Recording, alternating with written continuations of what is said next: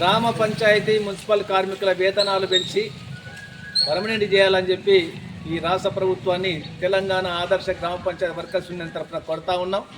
ముఖ్యంగా ఈ contract outsourcing కార్మికుల సమస్యలు పరిష్కారం చేయాలని చెప్పి సెప్టెంబర్ 7 తారీఖు నాడు హైదరాబాద్లో సుందరయ్య విజ్ఞాన కేంద్రంలో ఐఎఫ్టీ ఆధ్వర్యంలో రాష్ట్ర సదస్సు ఉన్నది.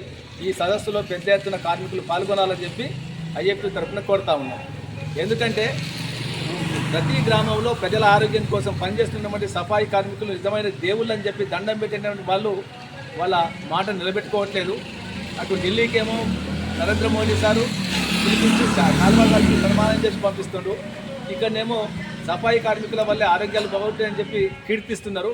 కానీ వాళ్ళ బతుకులు, వాళ్ళ వేతనాలు పెంచి వాళ్ళ కుటుంబాల యొక్క పరిస్థితి ఏ విధంగా నయం చేయాలా, ఏ విధంగా బాగు చేయాలన్నమాట ఆలోచన ఈ పాలకులు లేకపోవడం చాలా శోచనీయం. ఇప్పటికైనా ఈ ప్రభుత్వాలు వెంటనే ఆలోచించాలి. కనీస వేతనం 26,000 ఇవ్వాలి, కనీస పెన్షన్ 10,000 రూపాయలు ఇవ్వాలని చెప్పి మేము ఈ యూనియన్ తరఫున కోరుతా ఉన్నాం. అదేవిధంగా కార్మికులందరికీ కూడా పిఎఫ్, ఈఎస్ఐ చట్టాలు అమలు చేయాలని చెప్పి, అట్లాగే సుప్రీంకోర్టు 2016 అక్టోబర్ 26 తారీఖు నాడు సమాన పనికి సమాన వేతనం ఇవ్వాలని చెప్పి జడ్జిమెంట్ ఇచ్చింది. ఆ జడ్జిమెంట్ ప్రకారం మొత్తం దేశంలో కానీ రాష్ట్రంలో కానీ ఈ యొక్క సమాన పనికి సమాన వేతనం అమలు చేయాలని చెప్పి మేము కోరుతా ఉన్నాం. ముఖ్యంగా ఈ గ్రామ పంచాయతీలో పనిచేసే వాళ్ళు పేదలు, దళితులు, మైనార్టీలు, బహుజనులు కాబట్టి వీళ్ళందరికీ కూడా ఇందిరమ్మ పథకంలో కూడా ముందు ప్రాధాన్యత ఇవ్వాలని చెప్పి మా యూనియన్ తరఫున కోరుతా ఉన్నాం.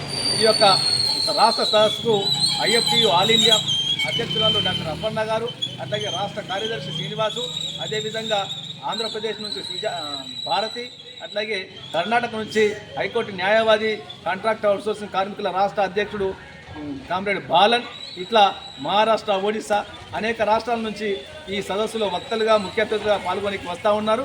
కాబట్టి కార్మికులు ఎక్కువ సంఖ్యలో పాల్గొని ఈ యొక్క సదస్సును జయప్రదం చేసి తమ హక్కులని, తమ సమస్యల పరిష్కారం కోసం ముందుకు రావాలని చెప్పి ఆదర్శ గ్రామ పంచాయతీ వర్కర్స్ యూనియన్ తరఫున కార్మికులకు మరోసారి పిలుపునిస్తూ ఉన్నాం.